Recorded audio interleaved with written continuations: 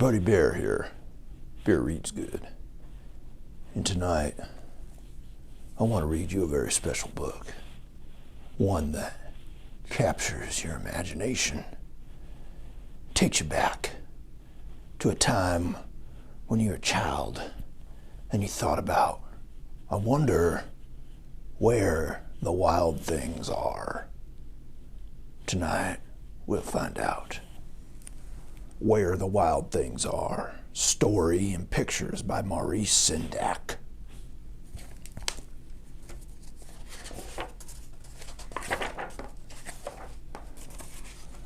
Where the wild things are.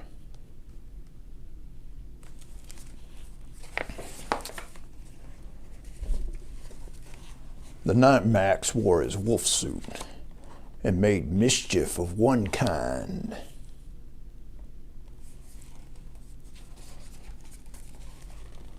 and another,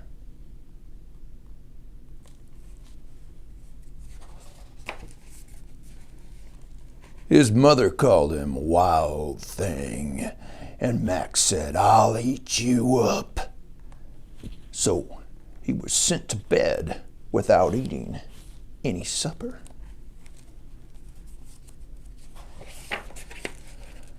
Well, that very night, in Max's room, a forest grew.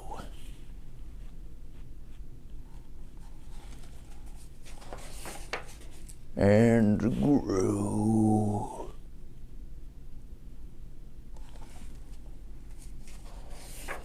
And grew until its ceiling hung with vines, and the walls became the world all around.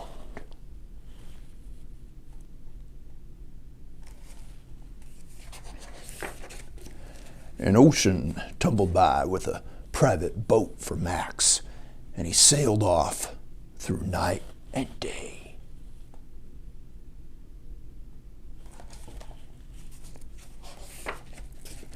And in and out of weeks, in almost over a year, to where the wild things are.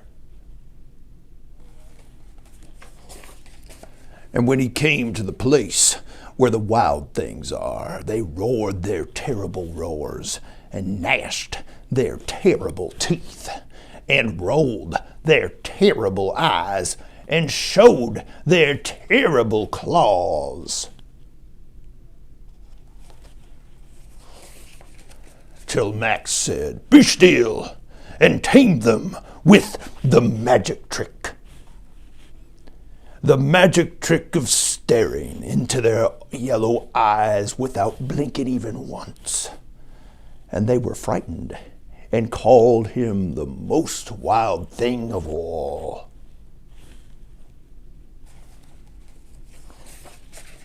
And made him king of all the wild things. "And now," cried Max, "let the wild rumpus start!"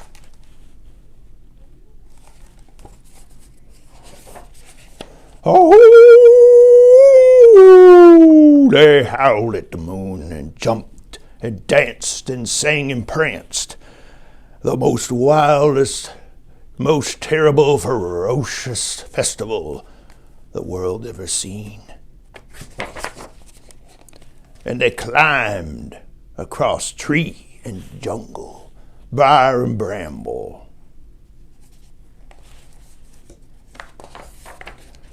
Yes, it was a wild rumpus.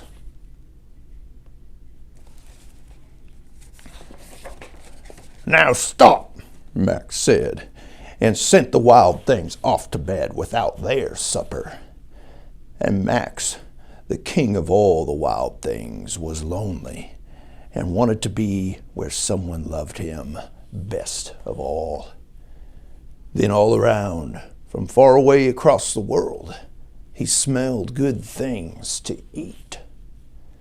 So he gave up being king of where the wild things are.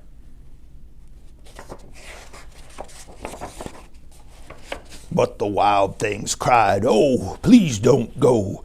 We'll eat you up, we love you so."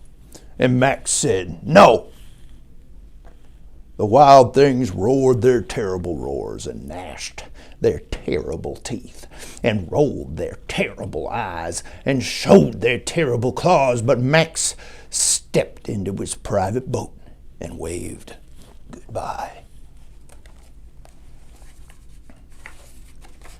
and sailed back over a year and in and out of weeks and through a day.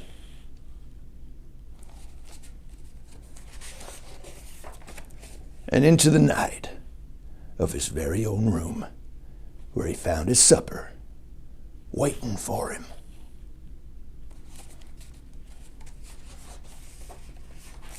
And it was still hot.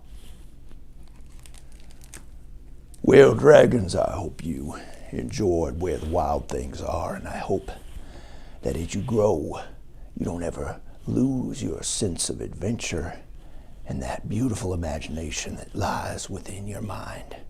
Have a great evening, and I'll be seeing you around.